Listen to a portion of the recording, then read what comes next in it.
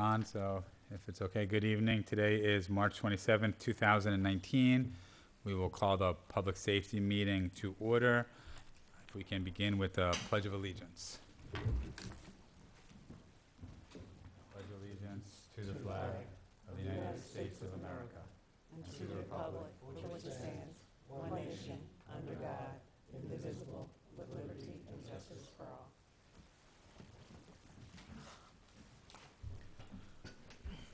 All right, so good evening. We'll start with a roll call. Ron Herman, myself present. Jacqueline Huntman. Present. Is Janai Adker here? Mohammed Junaid is not here today. William Flack. Here. Sherry McBriar. Here. Michael Well. Here. And Ernie Zimmerman. Here. Opening comments, welcome. As I said, today is March 27th, 2019. I guess we'll start to my left. My initial, Ms. Edwards, do you want me to mention the information at this point? Or? No, we can do it at the staff report. Okay. So welcome, and I look forward to a meeting. We have a nice agenda tonight. It seems like there's a couple of people here that aren't normally here, so we'll move through, and thank you for coming. So we'll start to all the way to my left with Mr. Flack then. No comments. Okay. So we have a full agenda, so we can move on. Mr. Zimmerman? Nada. Good evening, and same thing. Good evening, let's go. Okay.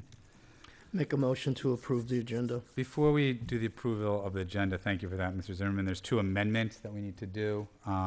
One, if we can modify, we have from Public Safety Director of Palm Beach County, Stephanie, and how do you pronounce your?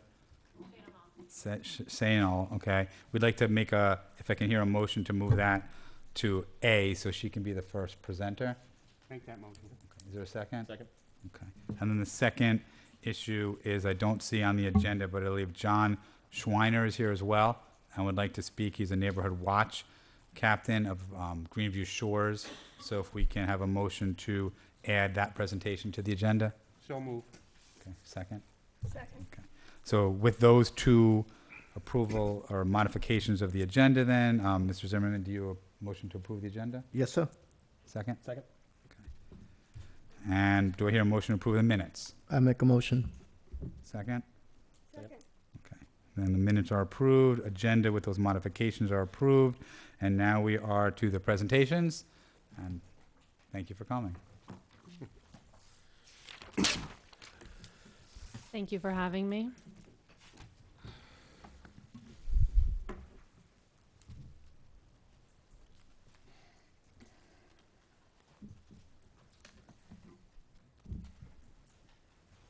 Okay, thank you. Again, my name is Stephanie Shanaha, and I'm the Director of Public Safety for Palm Beach County. And before I get started, I'd just like to recognize somebody that's here with me today from Palm Beach County. It's Kelly Burke, and she is Commissioner McKinley's senior aide. Hi, good evening, Ms. Thank you. Burke. Thank you. So the Department of Public Safety has 6 different, very unique divisions. And how I'd like to explain our department is we are everything public safety related except for law enforcement and fire rescue. So we have 6 divisions, which include 911 program services, animal care and control, consumer affairs, emergency management, justice services, and victim services. And I'm going to go into each of those divisions and highlight a couple of different programs and services that may relate to your village of Wellington. The first division is 911 program services, and we basically provide the technical infrastructure to all of the public safety answering points in Palm Beach County. So there's 18 of those, and we are responsible for ensuring that 1.2 million calls, 911 calls, are answered accordingly. We provide the training and assistance to all the public safety answering point call takers in Palm Beach County. We also are responsible for the location accuracy of 700 cell towers.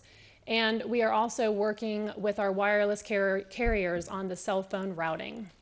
Some of the projects that we have done recently was last year in 2018, June 25th, we went live with Text to 911, which you probably heard about. And so our message to all of our citizens in Palm Beach County is to call if you can, text if you can't. So those that are hearing enabled or may not be able to dial 911 and speak to somebody because they may be in a domestic violence issue, they can text 911. Some of the other current projects that we're working on is our cybersecurity. We were actually chosen as a pilot project to evaluate the protection of the national 911, the protection of the national 911 system from a cybersecurity attack. We strongly believe that we need to be ready and ensure that we have our system up to speed and our call takers are trained to ensure that we don't get an attack, technological attack here in Palm Beach County. And then as you already know, most of our calls these days are 85% from a cell phone. So we're working with our wireless carriers to ensure and kind of fine tune the accuracy of that cell phone call. We're working on working with Google right now on mapping that data to try and have an more accurate location than where it's coming from. The next division is animal care and control. We provide the enforcing and licensing for all of Palm Beach County. That includes 2,300 square miles and 39 municipalities. Some of the initiatives that our Board of County Commissioners has adopted, which you've probably heard about, is our Countdown to Zero initiative.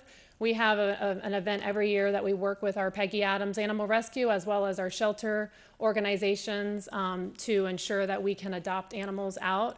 And our goal for this initiative is to ensure that we end euthanasia for all adoptable animals by 2024. So in doing so, we've implemented some life-saving programs. We have our Trap, Neuter, Vaccinate, Return program, which ensures that we return healthy stray cats to our community as long as they're vaccinated, sterilized, and microchipped. We also have a foster program for orphaned kittens, and we are also treating medical treatment for sick or injured animals. And as a result of these life-saving programs, we have a save rate for dogs currently at 91% and a save rate for cats, which is about 73%. And that has probably increased over the last 10 years by 50%. One of the things that you've probably heard about as well is our ACC renovation project. As part of the infrastructure sales tax that was approved by the voters here in Palm Beach County, Animal Care and Control that's located off of Belvedere Road is part of the renovation.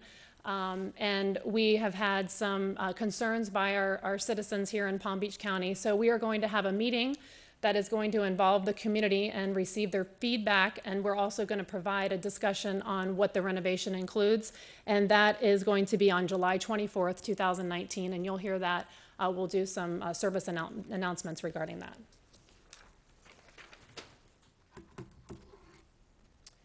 The next division is Consumer Affairs, and this division provides, again, the enforcement and licensing, as well as the outreach and education for 6 county ordinances.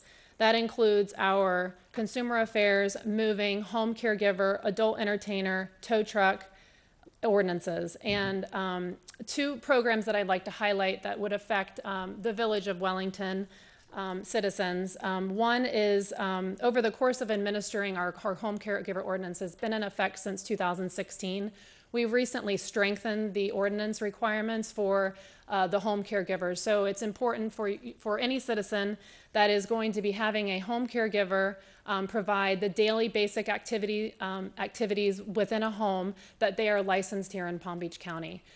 We recently, our Board of County Commissioners passed by strengthening requirements for those individuals that will be working as a home caregiver that are through an agency. They are required to provide information to our agency, so we make sure we have the most up-to-date information online. So if anybody needs to look up and see if a home caregiver is licensed, they can actually go online on our website at Consumer Affairs and look up to make sure that they're valid. They have a level 2 background check, which I think is important, and we work very closely with the Palm Beach County Sheriff's Office in enforcing this ordinance.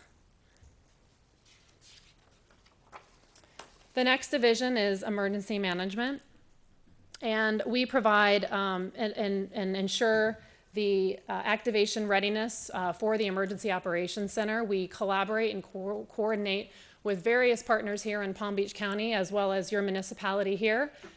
We provide training and exercises for all those that would be responding, planning, and preparing for emergency.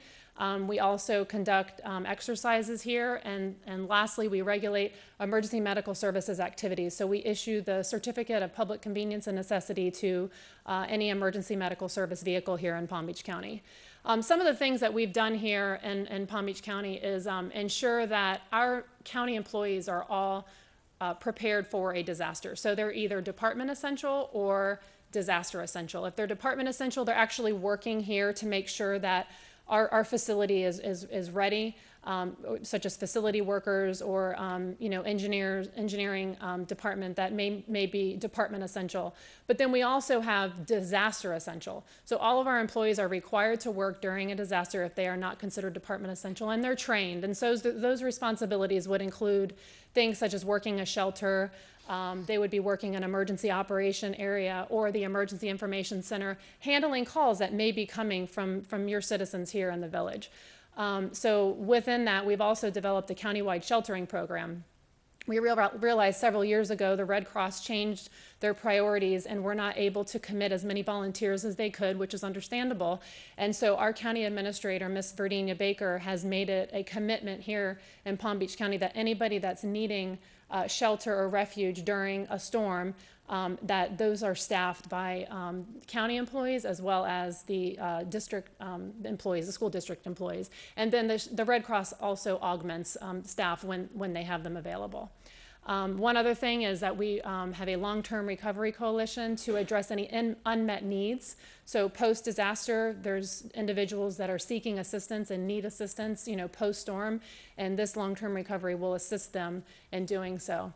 And then actually today, I attended an exercise on this is new to Palm Beach County. I don't know, we may be one of the first in the state of Florida, but we have a family assistance and survivor support center. Regionally, we're working with Broward and Miami-Dade to make sure that if there is a mass shooting or something of that, where it's a mass casualty incident, we have a place for our individuals that are a victim or a survivor to go to and either be provided therapy or the services that they need to deal with the traumatic event that they just went through.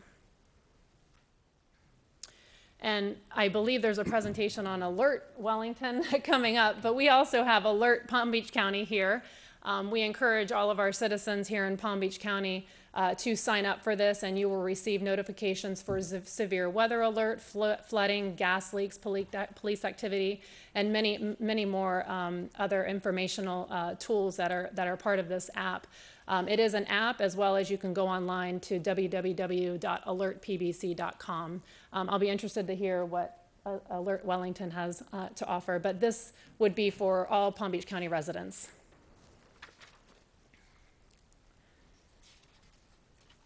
The next division is Justice Services, and we basically provide the professional assistance to both the justice system and the citizens of Palm Beach County through our drug court programs, reentry services for high-risk ex-offenders, pretrial, and court psychology services. One of the highlights that I believe are important for this evening is that our reentry program assisted over 1,000 ex-offenders returning to Palm Beach County, and we reduced recidivism rates by 50%. Of all county-funded reentry initiatives. One of the things that our reentry program, if you're not familiar with it, is we provide services for these returning citizens so they can be an active citizen here in Palm Beach County. So vocational training, working on maybe they didn't finish high school, just teaching them those basic skills to be an active citizen. And so we work very closely with our partners here in Palm Beach County. And also, one of the big things is getting them a job. So it's important that we have those resources for them when they return here to Palm Beach County and they've served their time. The next division is Victim Services, and we provide the therapy and advocacy services for those victims of violent crime. So you have domestic violence, homicide, sexual assault, and we provide crisis response, individual and group therapy. We have a 24-hour violent crime hotline that anybody can call into. We are also have a sexual assault nurse examiner program, and we are also the coordinating agency for the county's sexual assault response team. So that includes your members of fire rescue, the sheriff's office, the public defender, the state attorney's office, and many other agencies that assist us with these efforts. We are the only certified rape crisis center for Palm Beach County. One other thing is that we have human trafficking training here. Our Victim Services Division provides training for all of the county employees, especially those that are on the front line, that would be interacting with individuals that may be a victim of human trafficking.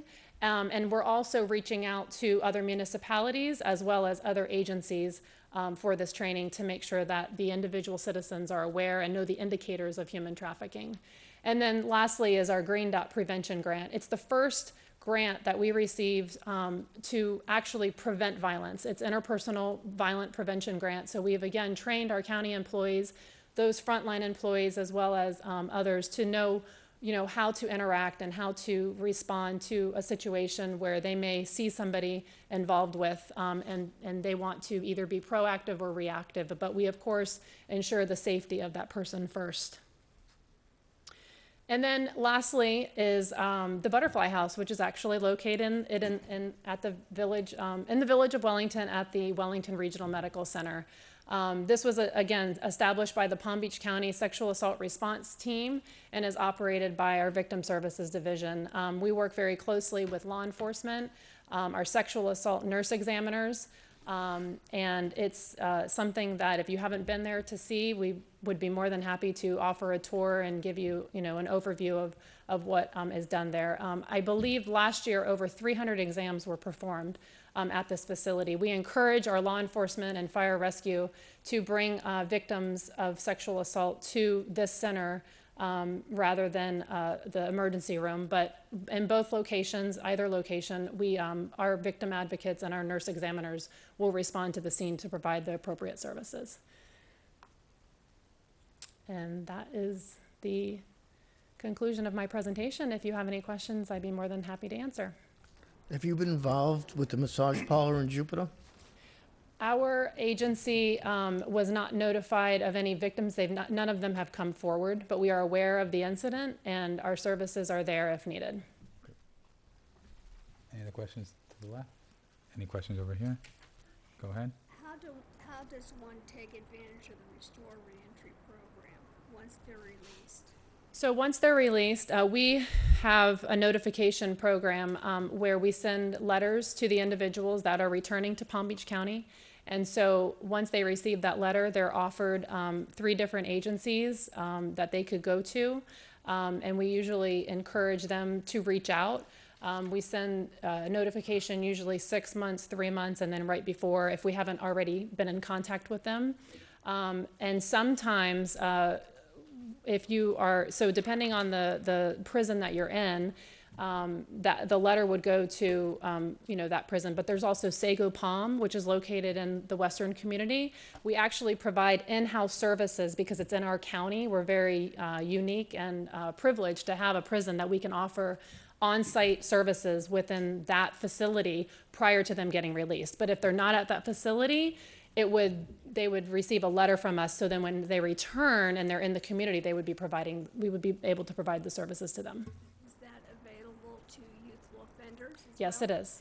Yes, we respond to and provide services for both adult and youth. Thank you. You're welcome. Thank Yes, you, Stephanie. That was a very informative presentation. Yes, Very it well was. done. you're welcome. Just quickly on your shelters, is there a transportation function? Yes, we work very closely with PalmTran. So anybody that's needing transportation assistance to the shelter, our PalmTran buses are running around the clock until the winds are at a point where they cannot transport. Wonderful. Thank you. You're welcome. I have 2 quick, I guess, one question, one comment. What percentage of the county residents signed up for the alert system? I believe it's not as much as we want. I want to say it's close to 150,000, but I can get that information for you. I don't know the exact percentage. Okay. But of all the residents, I know that it's something that is a statistic that we're working on increasing. Sure. And then recently, the United States Attorney's Office put on a reentry program at the Red Cross, I believe, in downtown West Palm, and it was role playing where I participated in it. That's why I know. So I role played as a probation officer. The probation officer, some of them role played as people coming back in. Were you guys involved in that at all? Yes, we were, and I believe you were actually my probation officer Okay, because your face looks familiar. sure, I did. Yes, Did you justice? Our reentry, Okay. it was the exercise was actually conducted by the city of West Palm Beach Okay. and the state attorney's office, I believe the federal state attorney's office, and Yeah, the U.S. Attorney's Office. yes, and our agency was very engaged, and we also had role playing as well as our participants that were an ex-offender as well. I don't have any other questions. Thank you. Thank thank you. you. Good seeing you again.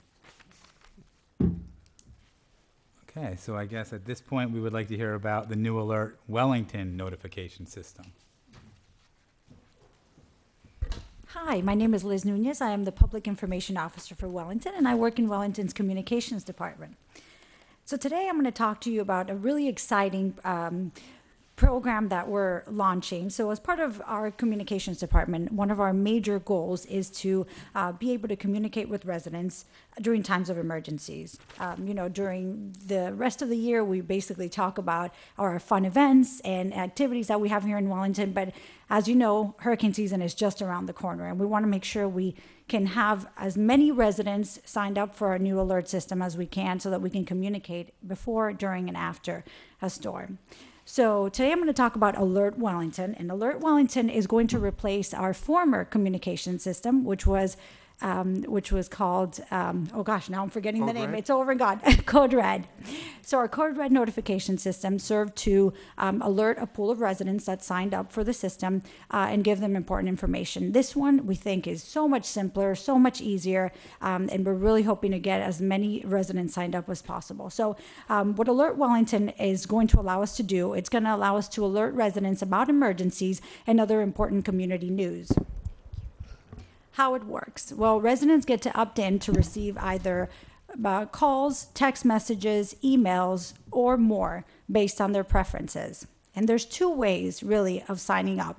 The first one is to visit wellingtonfl.gov/alerts, or just type in the word alert on our website, and you'll find a page that will walk you through the process of registering for the program. Registration is very simple. You just give your name, your last name, and your phone number and email. Those are the most important aspects there.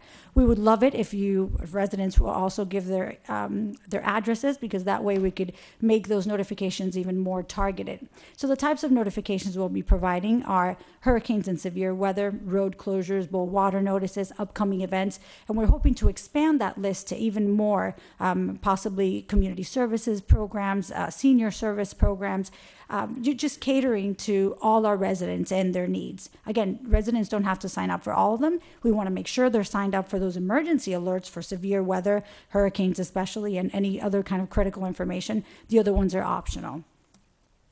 So, as always, there's an app for that. And our second way of signing up, and my favorite personally, is the Alert Me app. You go to your Google Play Store or your Apple iTunes Store, and you type in the word Alert Me, and the app will come up. It's very simple. You see that little icon there. That's a bell, the red icon with the white bell, and that's the Alert Me app. It's a free app, and it'll allow you to get all those alerts on your watch, on your phone, and on your watch if you have a smart watch as well. And you can sign up through there. You can also set your preferences for those groups and those notifications that you want to receive, and see also all the latest posts without having to log on to your computer or iPad. So it's very helpful in that way. So as Stephanie said, we really want to get as many people as possible signed up. Our effectiveness in communicating is really based on how many people are signed up for the system and the information that they give us in that system. So if we have, a wrong number in there or a wrong address, the address isn't really as important, but that information has to stay current. So we're really encouraging everyone to either download the app or just visit our website.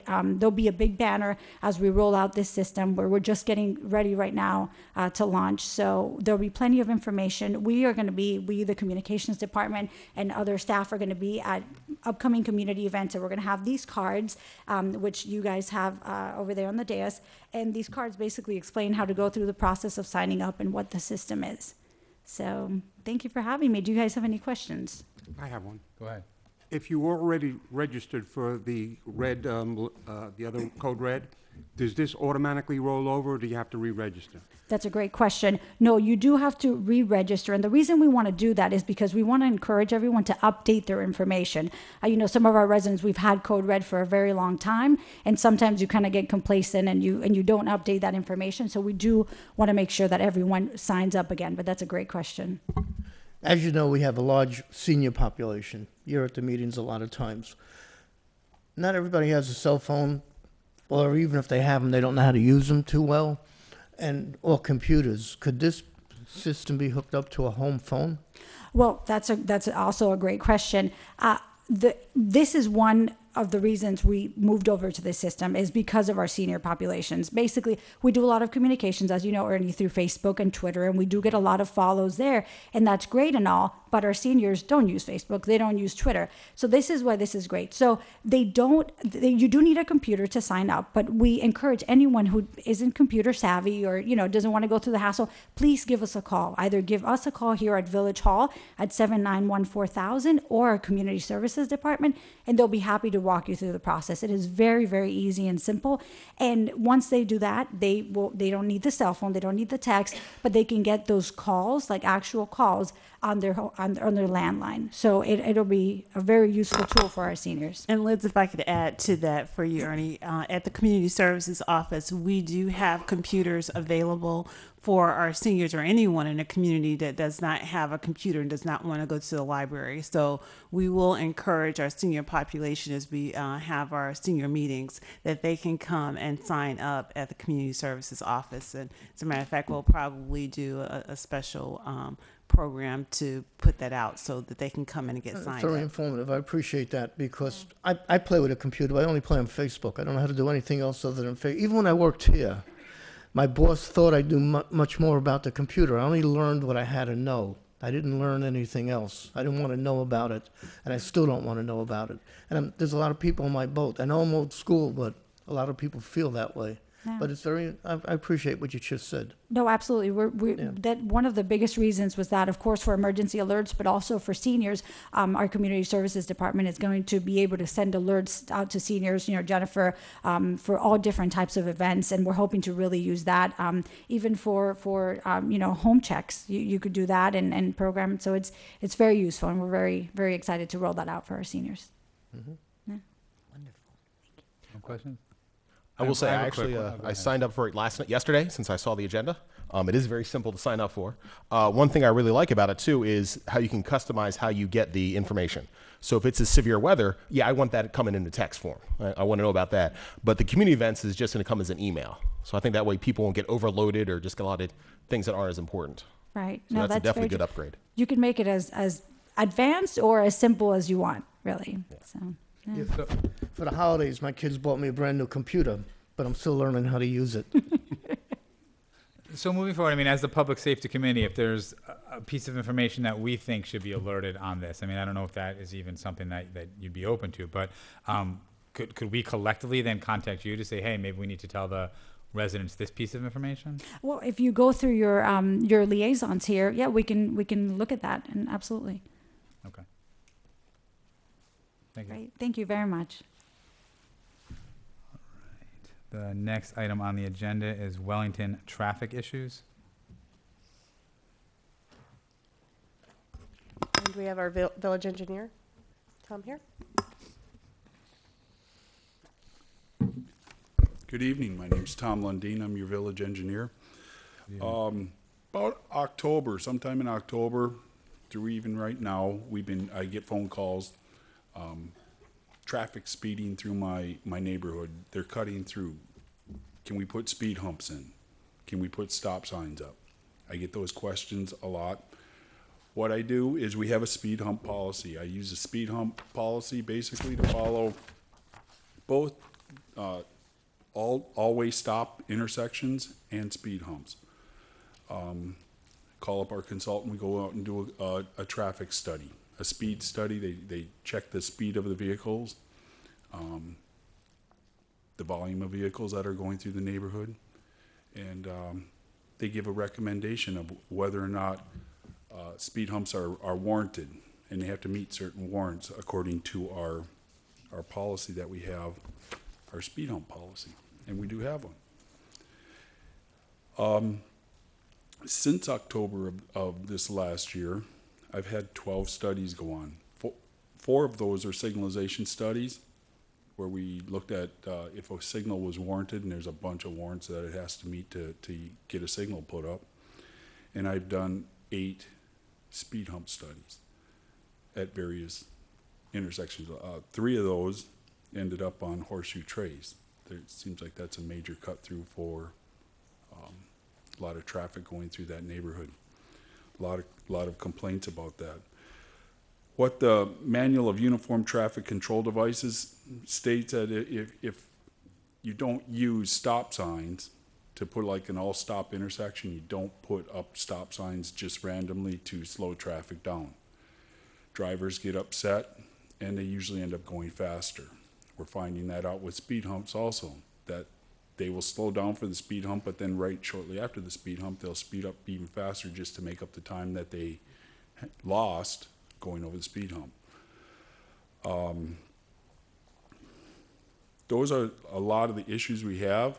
Of those 12 studies, Palm Beach County did one of them at South Shore and Pearson, and we're going to be modifying that signal to isolate the Pearson Road traffic. So it's going to isolate the one side to where the eastbound traffic will just be able to go through the intersection, right turn, straight through, or left turn without being stopped. So that's going to help improve that intersection a lot, especially when an event gets out. The like I said, the other traffic signalization or the signalization studies, usually they didn't warrant it. The only one that did warrant it, I had them to take a quick look at 120th and Lake Worth Road. And we used we did a big traffic volume study throughout the village in 2018, and we used those numbers to check the traffic for that situation, and it came real close. So what I'm going to do with that one is next year we're going to budget for that and do another study, a full-blown study on that one, and I have a feeling that one will be warranted, and then we'll work with Palm Beach County to get that signal put up. Speed humps, they're a different story. A lot of times it just doesn't warrant it.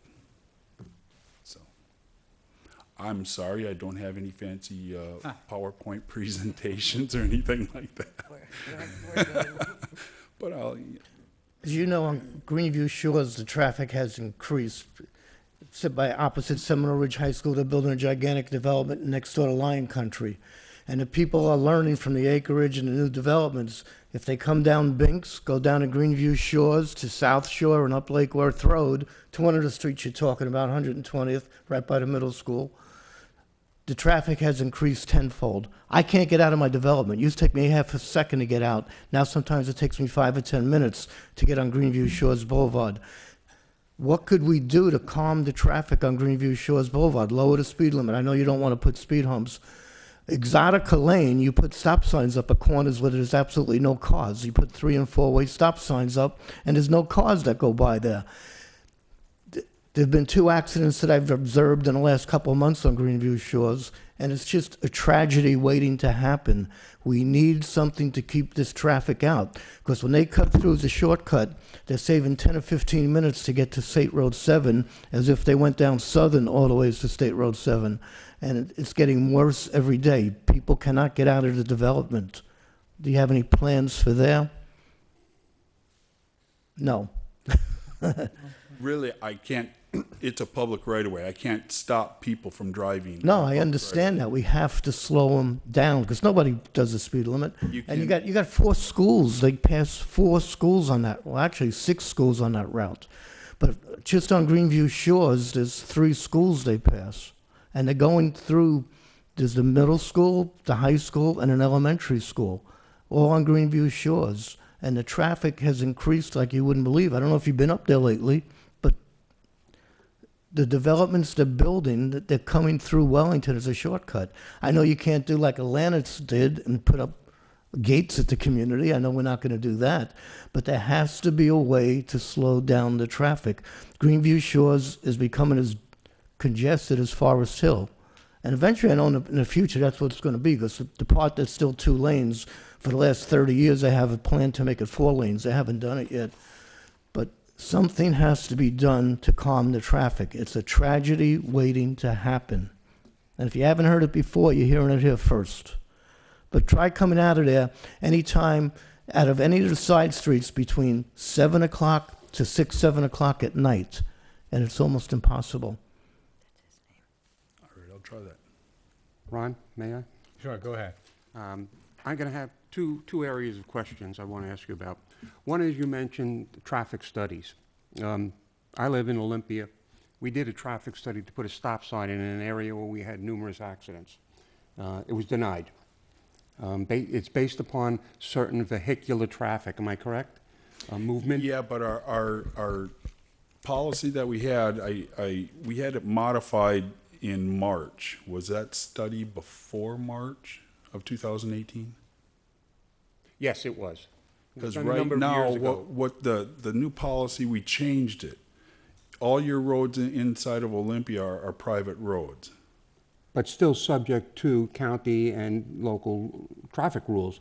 It can be, in fact, you can have PBSO come in there. I think Lieutenant would tell you that. They could issue citations. They can do anything else. They're not private in the sense that they're private to get in to our community, but they're still public roads, and traffic laws still apply to them. Am I correct, Lieutenant? Would that be, if I may?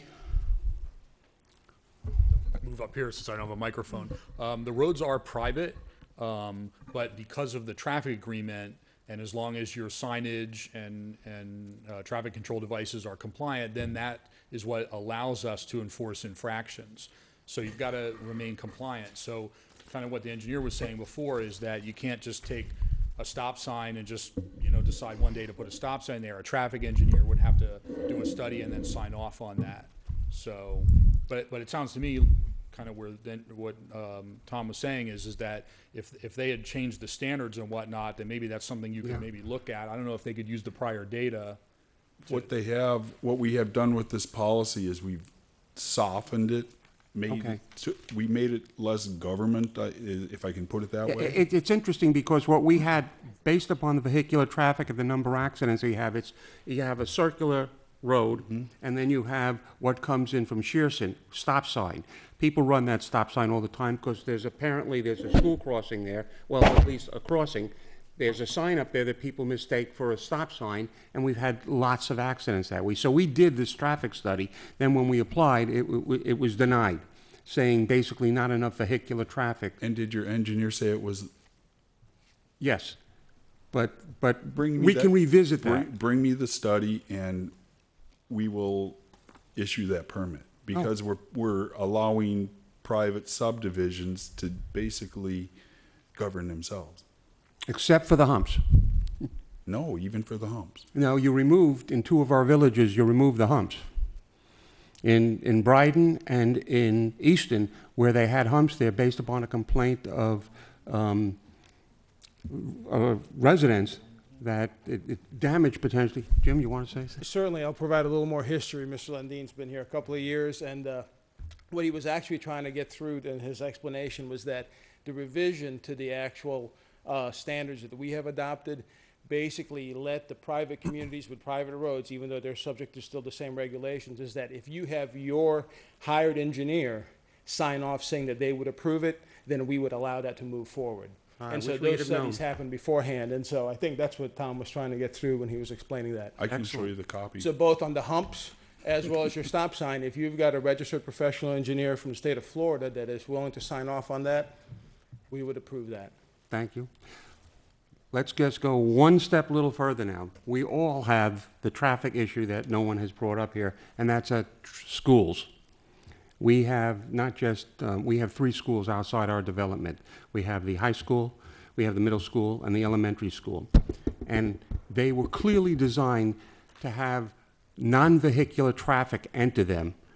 They were designed that way with the assumption that people, at least from Olympia, where we have almost 6,000 residents, would cross over and walk. Well, that doesn't happen because some of our younger children have to go at least 1.5 to 2 miles away to get to school, and those kids are not walking to school. So we have the current dilemma of we violate every single traffic rule and regulation there is. Cars trying to exit, and I understand, it's a parental problem too, believe me, I understand that. We have 4 entrances and exits. You can go to other entrances and exit. Speaking to people asking to do so is, I might as well talk to this wall. It doesn't work. But one of the things that we just had, and I noticed there's a member on my board sitting out there smiling at me, that we discussed at our last week's board meeting was trying to potentially change how the traffic pattern is there, because you have one that goes directly into the school and makes a left turn. So since you can't get into the school, you block the intersection. There's no moving traffic inside Olympia. And a right turn is blocked by the people stopping unlawfully, dropping their children off unlawfully, creating dangerous situations. They interfere with the bike lanes, where children cannot ride on the bikes. They're now riding on the sidewalks, interfering with the walkers. And I'd like suggestion from you, how would we go about, one, either changing traffic to make it different, or two, how do we go about if we want to try and widen the road or do something? How would we do that? Would that be through you or through a traffic study? And is it even worthwhile to try? A traffic study is always worthwhile. It tells you what the facts are. And your engineers would be out there, doing the counts and doing, what needs to be done. Will it help to widen the road? That's a good question. I don't know the answer to that right now. Is it difficult to ride? In other words, coming out of Olympia, we only have 2, but there is potential spots to widen that road so you can have a going straight forward, you can have a left turn, and you have a right turn. Again, notwithstanding, a parent should understand during school hours, it's not opportune to use those roads when you've got so many children attending school. But is that something that your traffic department, everything, your engineering department would consider the widening, or is that such a difficult task? I'll look into it. Okay, thank you. Would you like the copy? Yes, I would, absolutely. I have a question as well before you know. Thank you.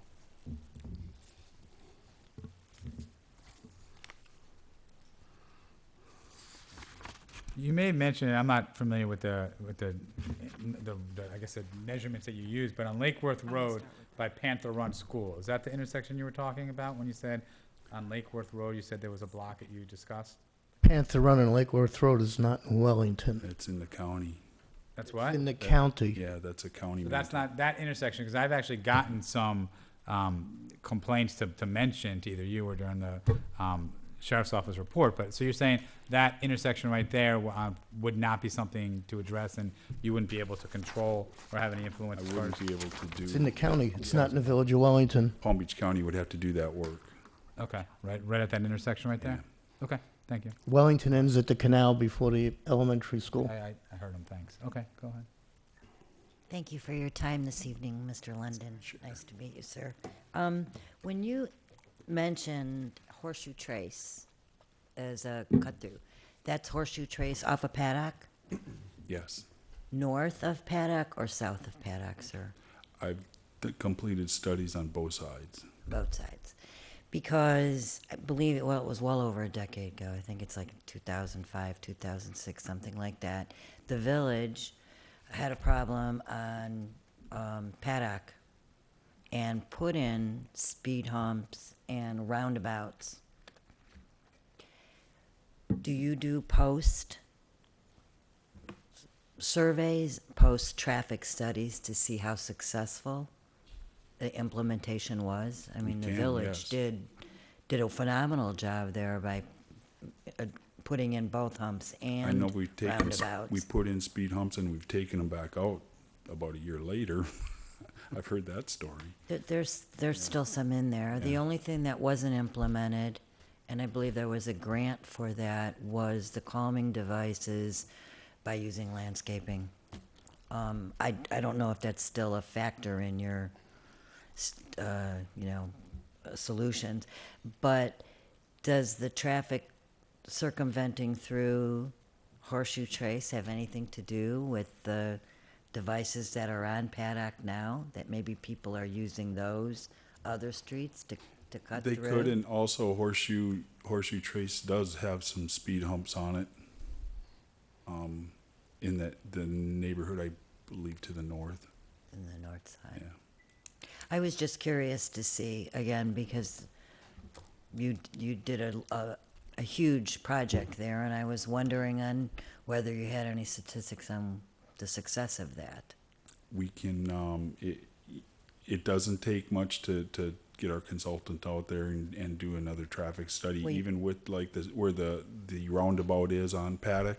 Well, I'm not asking the village to spend money to do another study. I was just Oh, inquiring whether you do.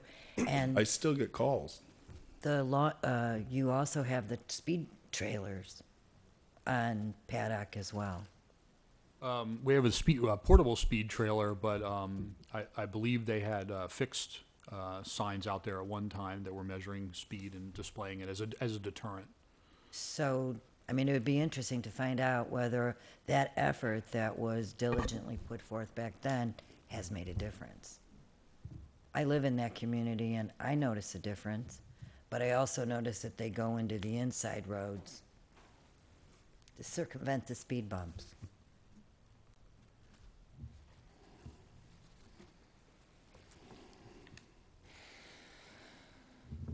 I'll look into that. Thank you. Can you tell me what the fine is for speeding in a school zone? The fine amounts in school and work zones are doubled, but the fines themselves are based on the speed. It's a range. I don't have the exact number, but it goes up and up and up depending on how much over the speed limit that you're going. And when you actually reach a certain point, when you go 30 miles an hour or more over the speed limit, you actually get a mandatory court appearance. But they are doubled. They're doubled in school zones and then work zones where workers are present. Do you have any ballpark figure of how many tickets you give out, say in a month, for speeding in a school zone? I can run that. I can get that information and I'll pass it back along, and I can do that. Because I drive through school zones mainly in the afternoon, and I see people flying through school zones. People dropping off their children in areas that are unsafe. And there's nobody. Well, and I'm getting a little ahead of myself because it was one of my items, but just briefly, certainly when school first starts, we put an enormous effort to be in as many school zones as we can. But even when we do that and I put additional personnel on, we can't be in every single school Right. zone. We're in almost all of them, Right. almost all of them. And then usually as traffic starts to, and the complaints start to taper off, then we kind of back off of that. Now we keep them in a rotation, and we have traffic deputies, both in cars and the motorcycle deputies that will cover the school zones, but we do it on a rotating basis. But unfortunately, it's just, we just can't be at all of them all the time. Right. I understand. It's just frightening when you see people speeding in a school zone, and you would think that when you see everybody else driving 20 and they're driving 50. I can tell you this much: the deputies have handed out some pretty expensive tickets in those Good. school zones, and I'm going to run those numbers and I'll get them back. Okay. So they can pass them down to you. Okay, good. To all of you. Good. Thank you. Sure. And thank you. Okay, thank you very much. Thank you. Thank you, sir.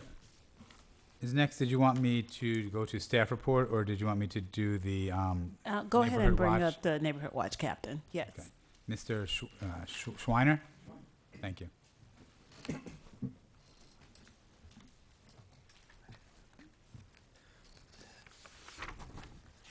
Good evening, and I appreciate the invitation from Gloria Kelly to bring us a little bit of an update on our neighborhood watch groups that are in Wellington. I believe there are now over 20 neighborhood watch groups. And it's kind of funny that we're talking about, I don't know when speed humps, but it seems like that's the number one issue, why people put or form a neighborhood watch group. And the experience has been, you put them in and you're making everybody else miserable that lives there. And they wind up taking them out.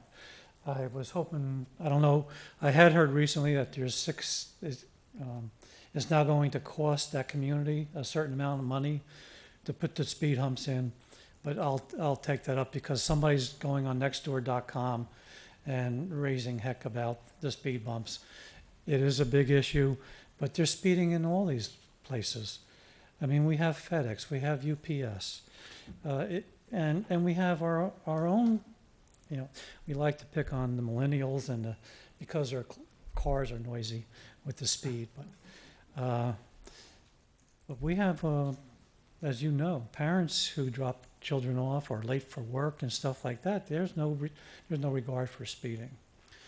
I'm part of the. I'm the group lead for the PBSO's community advisory group, and we meet every 2 or 3 months. In Wellington, Belglade, and here in Royal Palm Beach. And I've had the opportunity to go through the jail or the whole sheriff's office for Sheriff for a Day. And I really commend what Stephanie has brought to us, what you are doing in this regard for safety. I was the president of Crime Stoppers for 16 of 20 years. And to have the opportunity to go through that communication center alone, it was just phenomenal. 911. Palm Beach County Sheriff's Office is also the lead for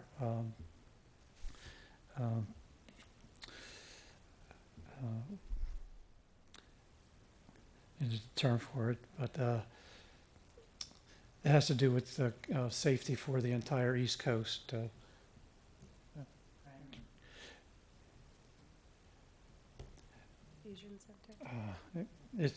We do take calls for Miami-Dade. We do take calls for every police department there. I did ask about 911. What happens when you talked about an emergency earlier, a school shooting or whatever it might be. It actually rolls over to emergency response. It might run over to the fire department, fire rescue or whatever. There's a lot to take care of there. But let me just take a step back here. We've had our group, our neighborhood watch group, since 2011, and I trained Paulette and others before, but they've been super with us. They've been very the work that they do to help us communicate to our groups. I'd like to bring people on and say, hey, you know, this is a town hall meeting, a mini town hall meeting. Where do you get to know Sheriff Andy and you know, Deputy Barney? But we do, and that's really important. At our meetings, we discuss issues, and what we've learned, I'm going to talk first about the Sheriff's Office, who has set these up. We've probably got the most neighborhood watch groups in the entire county. And because of that, we've learned how to say, I'll see a suspicious vehicle. In the past, I would never talk to anybody about that or didn't know what to do because I would think you invited your neighbor or your friend over while you were gone, you know. But now we know to call 688-3400, and we know to say, or I'm reporting a suspicious person or a suspicious vehicle. About 2 years ago, I believe it was, that we have a neighbor who was walking and noticed some syringes in front of what we knew was a sober home. And it's very hard to control sober homes. We've had quite a discussion about them in the past. But this one was very shady. So I got the call, and I forwarded it over to Deputy Ports, and he advised, make sure you call this in because you have to have a record and so forth. Make a long story short, 2 months later, Wellington PBSO, the Palm Beach County Sheriff's Office, had done research because I also learned you can't just because there's a syringe on somebody's property that you can't go in there and assume that it's theirs, because there was another one at the entrance at Skipton. So they worked with the case, and within those 2 months, because of this one particular neighbor not only reporting it but taking the proper photos, they had a raid on this sober home, and they had several arrests and a ton of paraphernalia and drugs that probably they have never even seen before that were in this place, and shut it down. So on the safety end, we have Deputy Ports at our meetings, and we're brought up to date on what's going on and answer those questions. And on the other side is we're very fortunate that we have Rich Schoenfeld, who's a neighbor who I recognize his talents. He's in the marketing business. And he put together, for our neighborhood, many family events. We have a Christmas walk. We have a scavenger hunt at Christmas. He's done a Northumberland. Northumberland actually runs 1 mile in a circle around our community. And we have certain stations where people did certain things with hula hoops and playing little basketball and so forth. And we got together with our other neighbors, and we did like a Memorial Day neighborhood block party. And here again, what you in Wellington support is you actually help finance us to be able to get some beverages and some food for these communities, and try to bring on more people. So I do want to mention that we're here to say that it's working. We appreciate everything that you do. And I would like to say also, I've seen some of you attend some of our Neighborhood Watch meetings, and it's appreciated from your end. If you'd like to make a local meeting as well, we encourage people who haven't done that, come on out and see, what it's about. I do have some videos that I'm not going to run of the events but I'll tell you what, this community is always in the top 100 of the most, the safest and best cities to live in. We're among the top 10 in the world. I read an article several years ago, Equestrian Quarterly, that we're up there with Ireland and India and London and all these places around the world with the equestrian. We're, I think, number 9 of all the places in the world. You've got your hands full. We have our hands full, but you are here to address all of our issues. And I just want to say thank you very much, and thank you to Paulette and her team that have helped us. Okay. Any questions? Thank you. Thank you. Thank you very much. We're happy to have your support, and I think we should have a good relationship with the Neighborhood Watch community. So thank you. One other thing, I'm sorry. We are currently with the Neighborhood Watch group. We're looking to put. I was just reminded back there that we are working. One of our neighbors has come up with possibly extending the fence, the wall, I should say, from Wellington Trace and South Shore around Big Blue and into Wellington Trace. And our engineering group and Jim Barnes are working with us on that, and that's because of a Neighborhood Watch group that we can, do the studies and get all that together. And that is, again, your side. Thank you. Thank you. Thank you for sharing that with us. I think it's important for our Neighborhood Watch groups to give us feedback, and it's important for us as neighbors to watch out for each other. Thank you for sharing that. Staff report. Okay, good evening, everyone.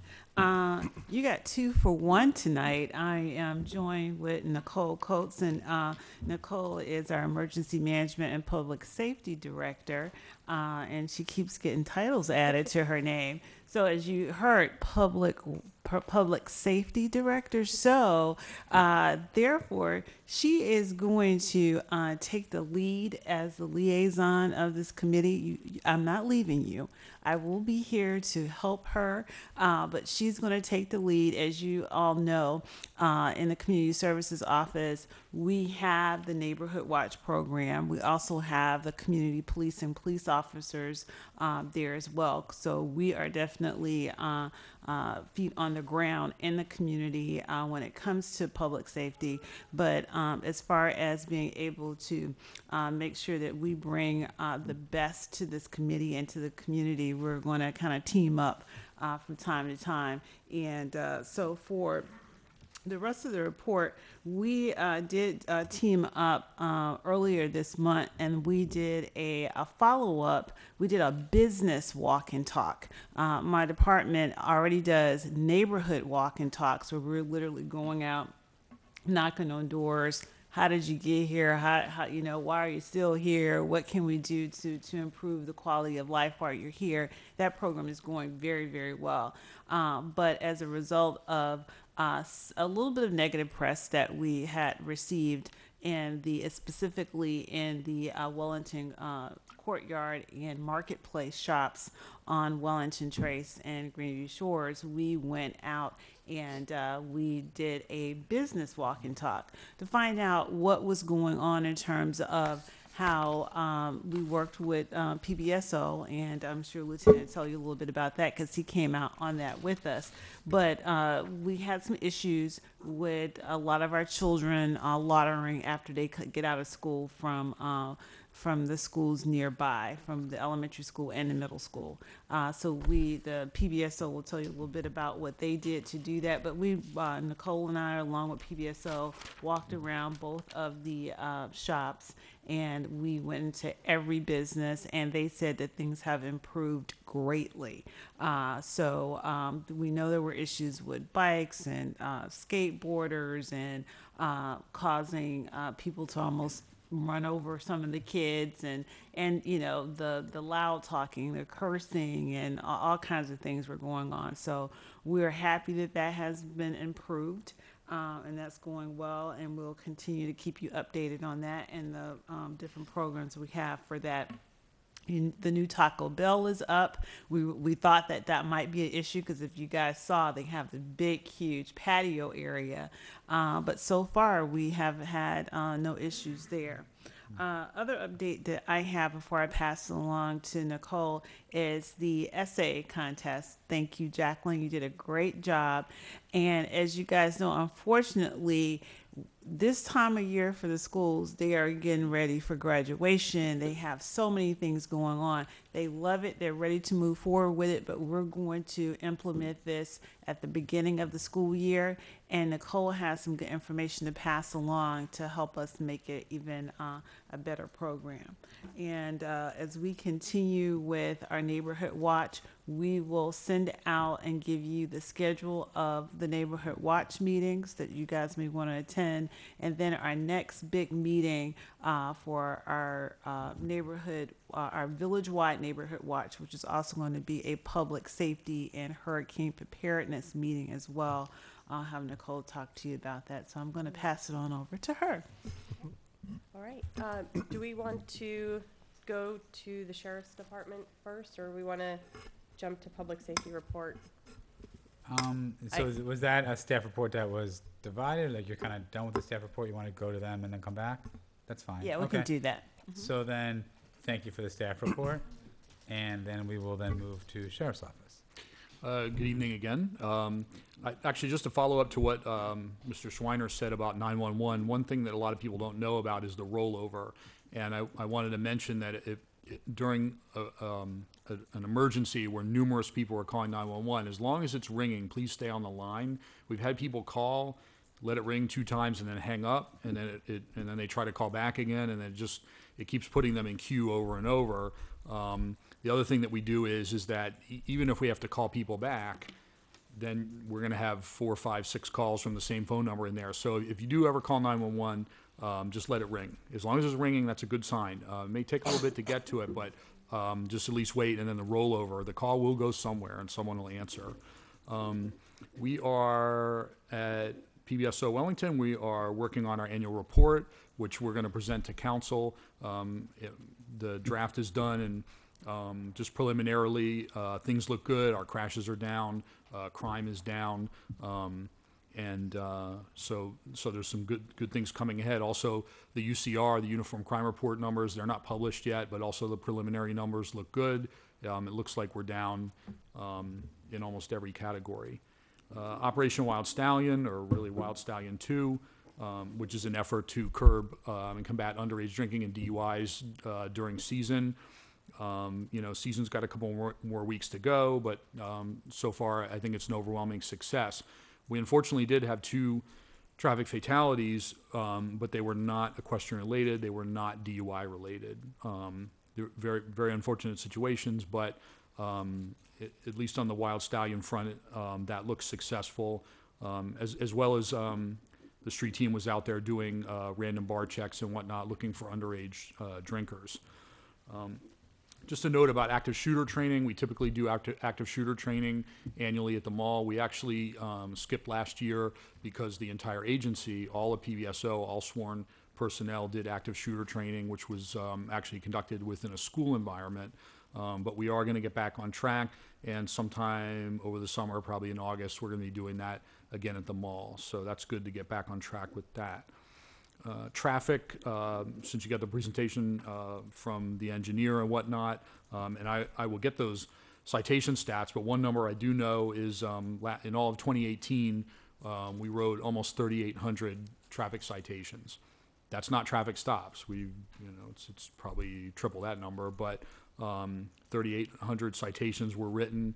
And what we try to do with traffic in general is that we have a rotation, whether it's rotating in and out of the schools or the different neighborhoods or the areas where we have a higher number of traffic crashes, but we also will focus on areas when we get calls from citizens or calls that filter through from the village, and I work closely with Nicole and Laura on that. And then what we try to do is then to look on the back end is we look at our traffic stops to see where the stops were made, and we have pin maps, and you can see where the clusters are, so you know where the activity is. And generally, like with most things in law enforcement, we displace it. I can't say that we're solving speeding, but we try to address the complaints as they come in, and we try to do our due diligence. The speed trailer was mentioned. That's a deterrent. As well as, just having the deputies out there in the marked cars. And as a lot of people know, we have unmarked cars too, which sometimes can be a little bit of a surprise. That's all I have. I wanted to keep it brief because I know we had a lengthy agenda, and if there are any questions. I know there was another golf cart accident by the horse show between a school bus and a golf cart, and they had to airlift somebody out. Any updates on golf cart enforcement? Not specifically to golf cart enforcement, and actually although there was not a fatality there, the Vehicle Homicide Division investigated that, and their investigations take months. I will tell you that golf cart was being operated in a legal fashion because they were crossing from private property to private property. So essentially, when you cross like that, it's as if you're a pedestrian, whether you're on a golf cart, a bicycle, or a horse, or whatnot. You essentially follow the rules of the road as a pedestrian. Golf cart enforcement remains the same. Our goal is compliance. We stop people. We ask them politely to not operate illegally, get licenses, low speed vehicle and whatnot. Are they confiscating any golf carts? No, we don't confiscate golf carts, and like I said, our goal is compliance. So if need be, if we have to take enforcement action other than a warning, then so be it. But our goal with golf carts or any other issues, speeding and whatnot, the goal is not to write tickets. The goal is compliance. When older people drive them, they drive them pretty safely. But you have a lot of kids, 10, 11, 12 years old driving. I ride my bike or walk every day, and not one day goes by that 3 or 4 golf carts doesn't pass me. And it's a tragedy, like with the other situation, it's a tragedy waiting to happen. Yeah, and we stopped them, and you know, it's interesting. A few months ago, I stopped a golf cart and out on Greenview Shores, and That's exactly the street I'm talking about. It was not a kid; it was an adult. And I had a long conversation with the gentleman, and you know, he said, I drive this here every day. And I said, well, I've been back in Wellington for 9 years now. This is the first time I've ever seen you. And I discussed with him about low speed vehicles, and we talked about it a little bit and what some of the options are to do it legally. And I haven't seen him since. So I know at even some of the elementary schools, you see the parents picking up the kids in golf carts. Binks is the best example of all. They're picking the kids up in golf carts and then driving 3, 4, 5 kids home in a golf cart. Yeah, and I have the deputies out there, and we do our best, and we try to stop them. I know, you know, one person was actually cited for it. So if it comes down to it, and after warnings they're not complying, then you know, we have to unfortunately issue citations. But again, the goal is compliance. I understand. Ron? I've noticed, it could have been last week due to the school break and everything, but there was a pretty good upswing in vehicular burglaries, at least in my area. Have you noticed that throughout Wellington, or was that an aberration? Is it because school was closed, or? I saw that too. I hope it's an anomaly and not anything, you know, that's going to be ongoing and whatnot. That's a good question. I don't know if it's tied to the schools. If it's the usual groups that we've been dealing with and it's not tied with the schools, then it's people coming in from outside of the village. That last series of vehicle burglaries, I haven't even had a chance to go through and look at them. We submitted to you numerous videos. Right. I know the detectives are working on that, and they're going through the videos and whatnot. But what I was going to get at, and maybe you know, how many of those cars were unlocked? Okay, well, I would say all but one, because one had a glass. For the first time, we had vehicular damage, and that glass was broken. One vehicle was stolen. Of course, it's easy to steal it when in your second car in your driveway you leave your key fob. Right, doesn't make it hard. But it was interesting to note that in the last 2 weeks, we have had quite a few of the, I would say at least 5 or 6 on various nights. And is the task force still working, or they're not? No, the task force is still out there, and then our street team is certainly out there, and they work very, very closely with the task force because a lot of it is overlapping. And I mean, we have a high clearance rate here. We make a lot of arrests, not only for vehicle burglaries, but for our residential burglaries and whatnot. You know, even with these little spikes that we get, our numbers are down. You know, I know that doesn't make the person that had their car broken into feel any better, but the numbers are down, which is promising. I'm hoping maybe more people are locking their cars and not leaving keys in them and whatnot. So, and then the other thing you mentioned, video, more and more people at their residences are getting video, which is a great tool for us. It's also a good deterrent too. I think in a lot of cases, if neighborhoods are being watched by criminals and they just see house after house after house has video cameras up, they might be less likely to go there. And again, that goes back to that displacement. You just, in crime prevention, we call something a sticky area. We make an area sticky and uncomfortable for criminal activity. And there's so many pieces of that puzzle. And if we can get as many of those pieces in there, then, you know, the crime will continue to go down in Wellington. If you observe an uptick in a certain area, do you then consider that to be a sticky area?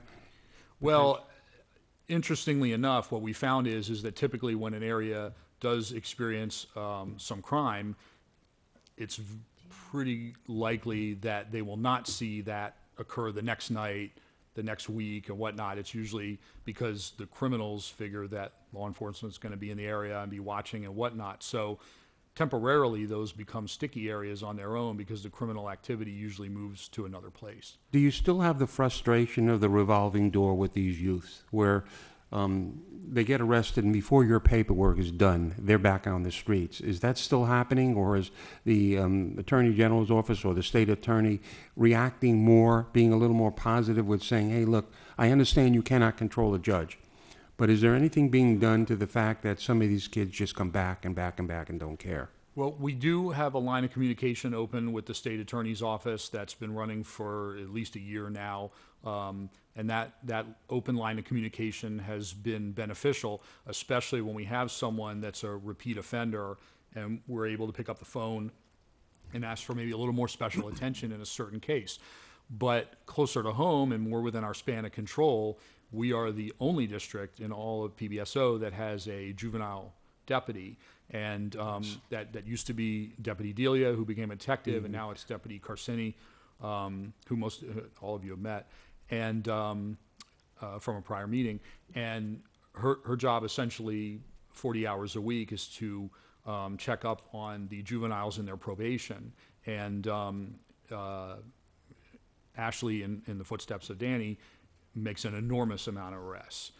She follows up on these kids, and if they're not at home at a certain time or going to school or whatnot, then she violates their probation, and then, you know, she'll rearrest them. And that just, you know, it puts them back in the system again, but at least we're checking up on it. And the kids in Wellington know that we're checking up on them.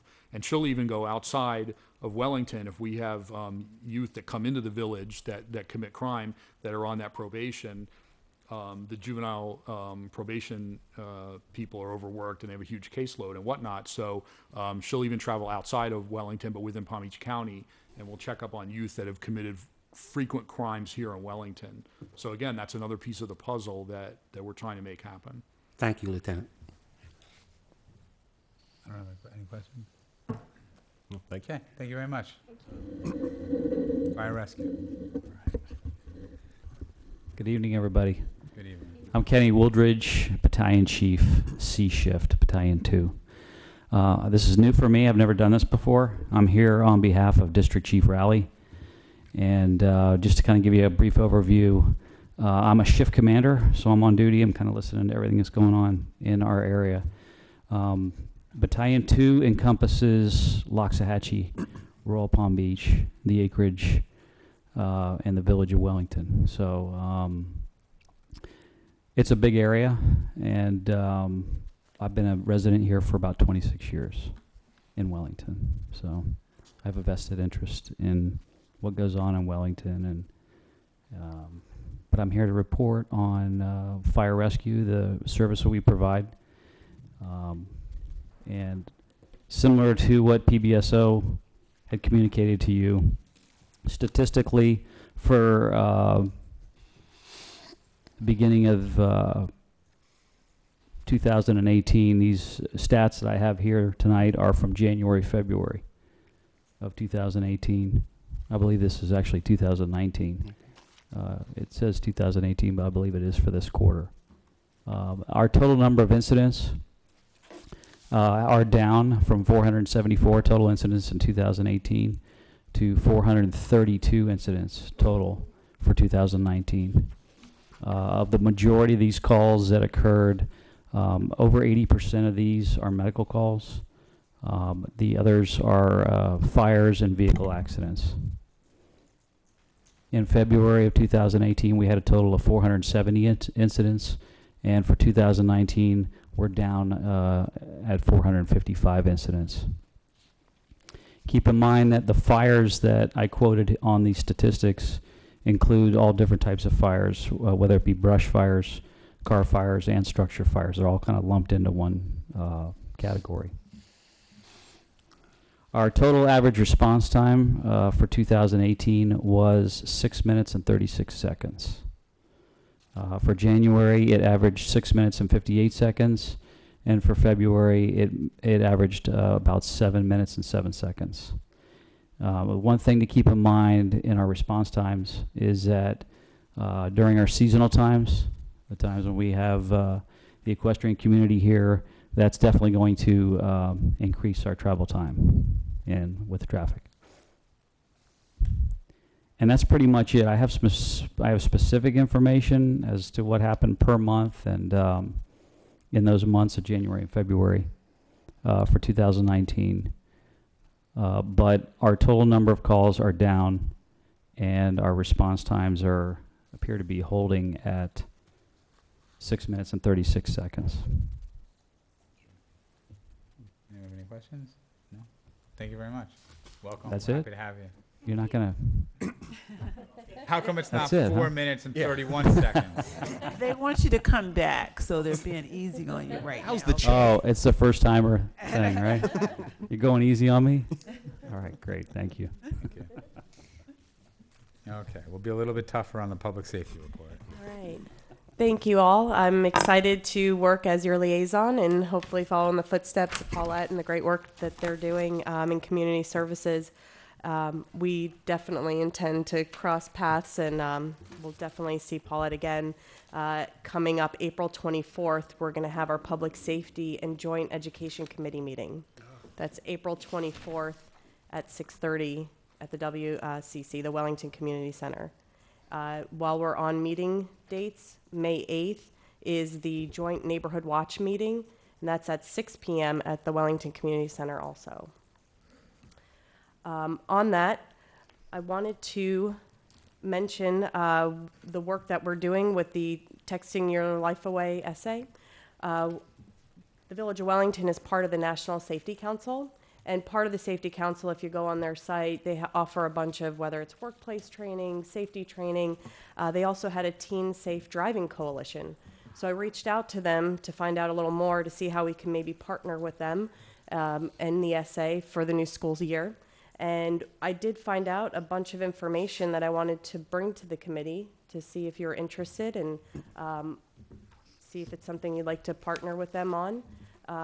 One of them was a host a presenter, which you can host. It's called Drive to Save Lives, and they offer nationally recognized speakers on teen traffic safety issues. And if we're interested, it's a grant-funded program that we can get speakers presenting to our high school students. And if that's something you'd like me to follow up on, I'd be happy to do so. I think definitely, do we need a vote on that, or do we just, I mean, I would say yes. Yeah, absolutely yes. Yeah, we have a motion and Is there a motion? Agreement. So, a motion to follow up on a presenter from that agency? Okay. What was the agency called, just? it's the Teen Safe Driving Coalition. It's also Students Against Drunk Driving, so there's like kind of two that work together. And I will let them know, and they'll put us in the budget for next year to bring a speaker to the school, and we can, partner with the SA and really provide more resources. So they would bring a speaker to the school, unrelated to our particular essay, but on, I guess, on this group's behalf. Is that correct? They said that they will bring out next school year, bring out speakers and resources to our school. So I'll have to find out a little more if that's something you'd like me to pursue. Sure. I will bring that to the next committee meeting Okay. and have an update. Motion? Do we need a motion? Or did it already? Motion? You want- I'll make a motion. Okay, second? Okay. Second? Yes, Second. Sherry? Okay, Okay, great. thank you.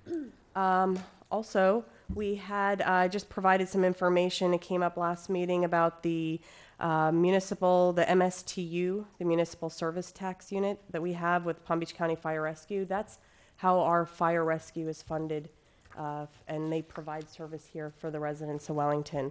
And there is a copy of the MSTU that's in our Wellington Charter attached. So I don't know if there was any questions on that. It came up about a contract. The village does not have a contract with fire rescue like we do with law enforcement. We have a specific contract with PBSO to provide additional deputies and officers, school crossing guards. There's things in that contract that we do have. With fire rescue, it's different. It's through this MSTU, which is part of your property tax assessment. You'll see it on your tax assessment. So I just wanted to clear that up. And then this was the excerpt from our charter that shows how that service is provided. Who owns the property where the firehouses are on? I believe that's county property. Is it the village property? Because I know we owned some of that property before they built the firehouses. Station 20 is owned by the county. County. Station 25 is owned by the county. Station 27 is owned by the county, and I believe Station 30 is too. So all your Wellington fire stations are owned by Palm Beach County. Okay. We just recently purchased, within the last several years, Royal Palm Beach fire stations. that we did not own. It was the Village of Royal Palm owned those. We just recently purchased those, but to my knowledge, we own all of our fire stations in Wellington. And the last item I had is that, on a good note, Wellington was named one of the safest cities in Florida on www.safewise.com. If you check that out, we ranked in the top 50 safest in the state of Florida. So. What number? We were 33. 33? 33. What was the website? www.safewise.com. So we have a little bit more work to go. Uh-huh. But 33 is very good. But Could you repeat the date of that meeting? Was it April 24th? And that's a joint Education and Public Safety Committee meeting? correct. April 24th at 6:30 at And the what day of the Wellington- week is that on? It's on a Wednesday. I believe a Wednesday, yep. And then May. That is the follow-up meeting a year after our first joint meeting, and the school police chief will be there along with the school board members will be there as well. And the second was May the 8th. May the 8th is the joint neighborhood watch meeting, as well as a emergency management and hurricane preparation meeting. Okay, thank you. And then the next public safety meeting is June 26th. Right, I think those are the dates that was established. Did you, 626? That concludes my update. Welcome to being our liaison. Thank you. Thank you. I'm Yes, welcome. excited to work with you.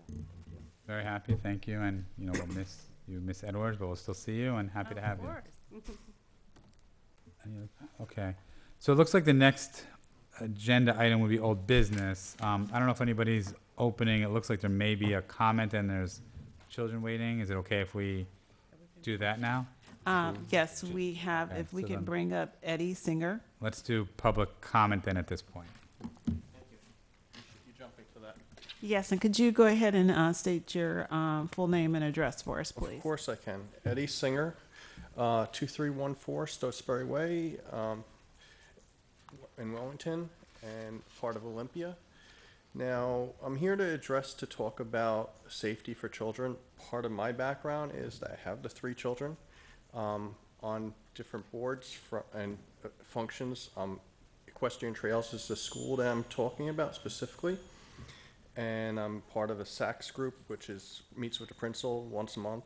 We make decisions, financial decisions for the school when it comes to small spending to larger spending.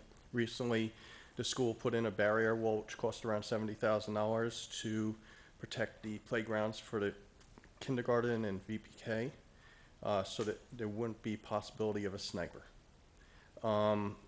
Safety by the principal is very important.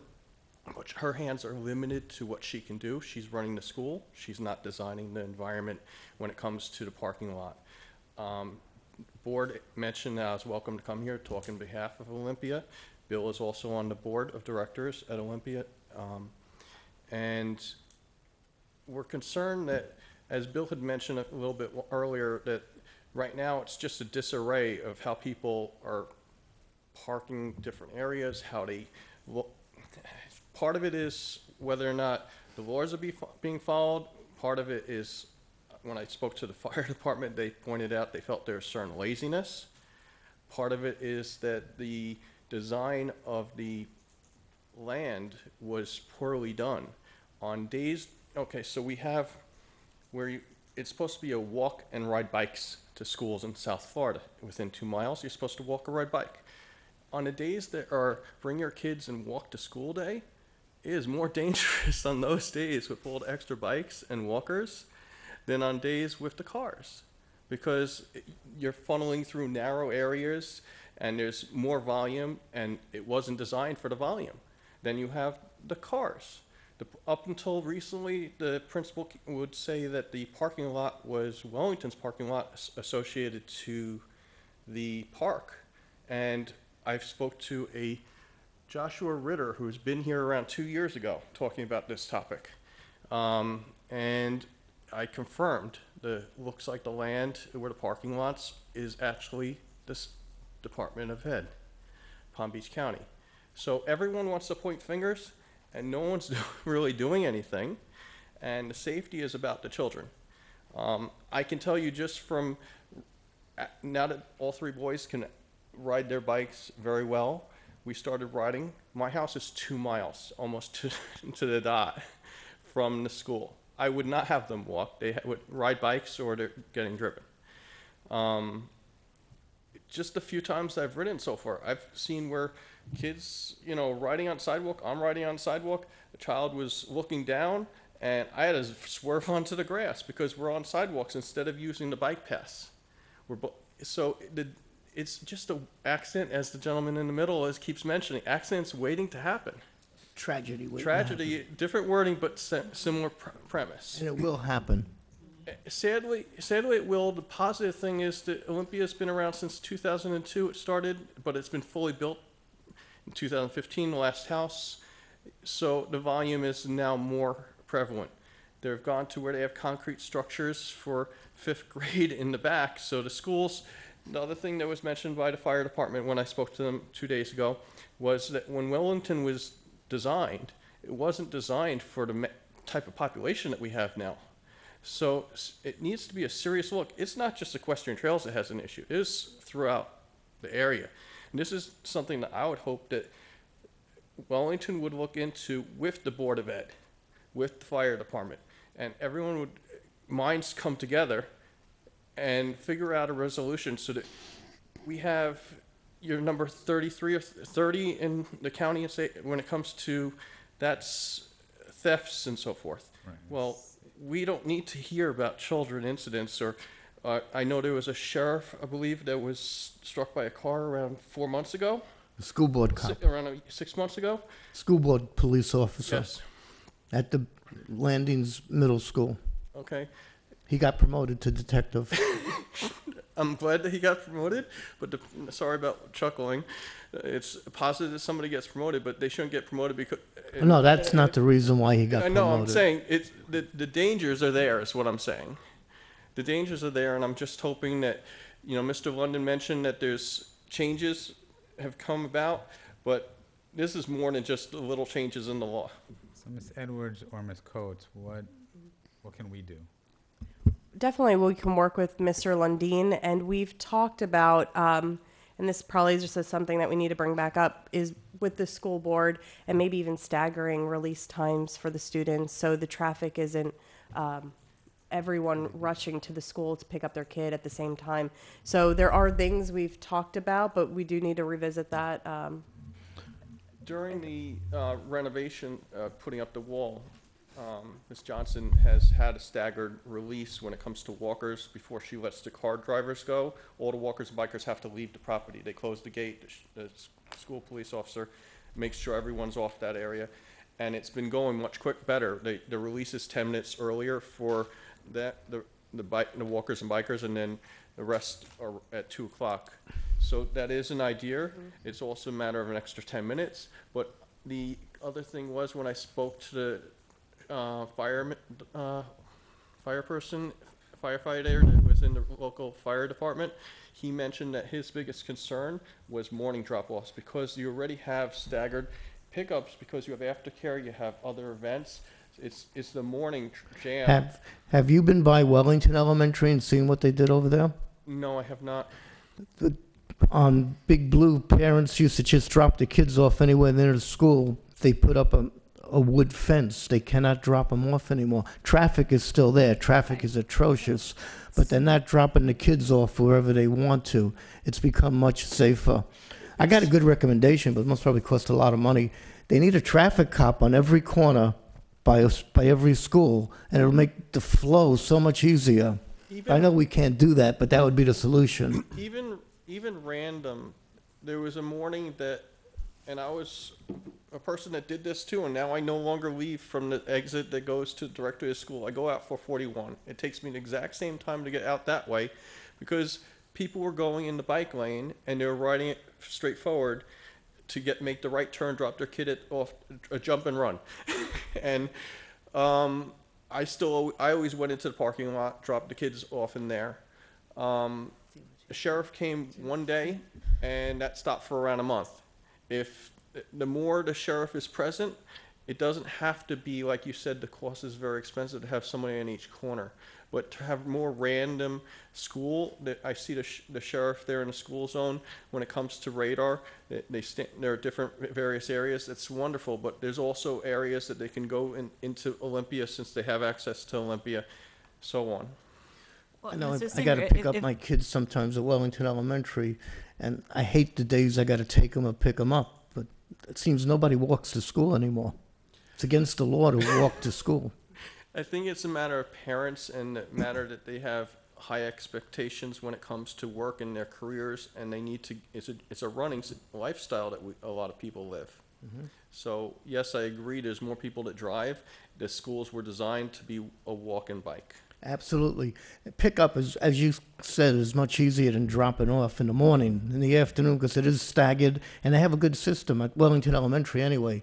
They have one of the teachers stands about a quarter of a mile before they pick up the kids, and you have a number in your car, and he calls out the number, and they make the kids come out. And it works magnificently. It works great.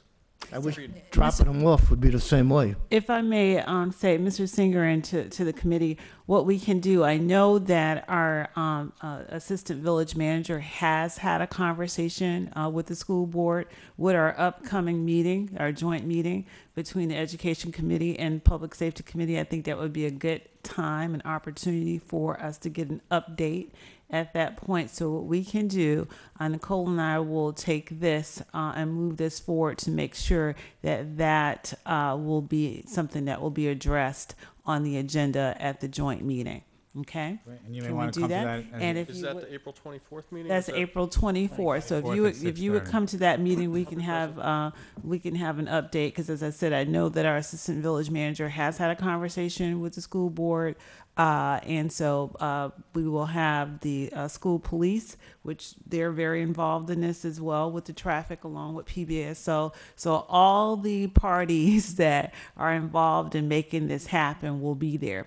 Because I will say this, Mr. Singer, one thing you need to know is that in terms of the village, the school and the school grounds, that is administered by the school board. We are limited to how they handle release times and the whole process of releasing. Then you have the separate entity of PBSO and what they're allowed to do and all. So there's so many hands involved in this. So if you would allow us to make sure that we get all the people in the room to address that, and we'll be able to give you some more information on this on that April 24th meeting. That also include school crossing guards. Oh, I think as it relates to the public safety, They're right out there. throughout for the schools. I mean, that was the purpose of that joint meeting. I mean, unfortunately, a tragedy had to happen in order for us to. The initial meeting came after the Parkland incident, but this gives us an opportunity. That's the purpose of the joint meeting, is to address all safety issues as it's related to the schools. I know you talked about the school crossing guards. Today I went by Polo Park Middle School at about 8:40 when it's a school zone, and the crossing guard was crossing somebody with a stop sign up, and somebody almost ran her over. They went right through her like she didn't exist. I mean, people just don't pay attention. So the meeting on April 24th is at the other building, is that correct? Yes, that will be at the Wellington building Community Center. It's directly next behind door. us, or to my right as I'm Okay. sitting here? Okay, I'll be present. thank you. Mr. Flack, didn't Mr. London give you some information? Yes, I have the information. I'm going to deal with that. Okay, so he's got some information that will help you, but Mr. Singer, correct? Yes, it is. I was involved with the studies and everything. I'm pretty sure I know how to proceed if we make a decision to speak. And we can speak to Tom and see what he has to say, and Okay, and so that's something that will will between our board start will the ball discuss. rolling Not also, here. but I would encourage you to hold fast, continue to pursue this, encourage other parents to pursue this. These are your children. These are your most precious gifts. 100%. Don't let go of this. Well, part of it is that when we spoke about this at the board meeting the other day, before we jumped in full force and mentioning that we want hundreds of parents to be present, which I don't know if we would get hundreds of parents, but to get numbers, we wanted to see where Wellington was involved. And I only found out yesterday that I thought Wellington Park, the park over there, owned the parking lots, because that's what the principal's information has been giving out. Now I looked it up on the county and got confirmation. The gentleman I mentioned earlier, Joshua, had found this out 2 years ago. And so it is a conglomeration of multiple departments working together. Right. And it's a vast thing throughout Palm Beach County that there's issues in different various schools, but I definitely see it in the Wellington area. And I know that that's where the hearts of all of these people, everyone that's here. So I thank you very much. Thank you. Thank you. Hopefully we see you then. Old business. I think we probably covered, my old business was the texting while driving, which we addressed, needs to be addressed in September. The joint meeting, which we addressed that day. So those were my two follow-ups, which I think we've addressed. Does anyone else have any? I do, Okay. actually.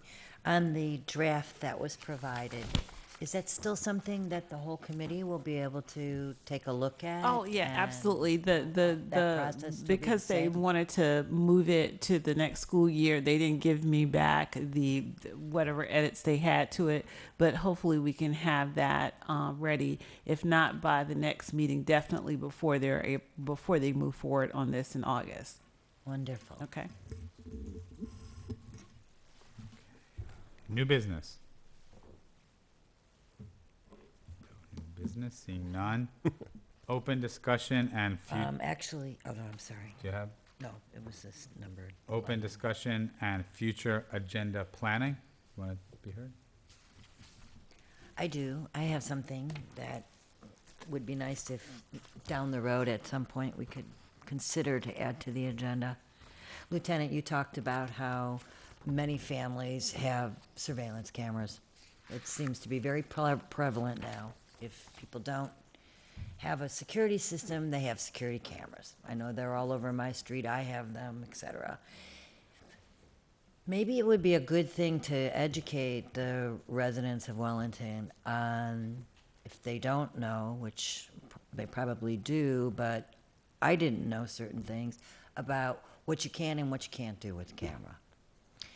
I.e., can you have a camera and hook it up to speakers, which I believe you cannot do anywhere in the United States, to audio tape at the same time. That as video legally wouldn't be correct. surveillance Yeah, camera. But that's a good point, is that, Those types of issues to just educate right, on. and we can also cover the generalities of the systems. We certainly can't recommend a company or a certain product and whatnot, but we can cover things like what you're describing, and to answer that question, as long as you put up a sign, or there's a plainly obvious microphone there, then that average person would realize that they're being audio recorded, then, but that, we could put something together, and certainly, we could have a brochure made. We might be able to put that out on the village channel.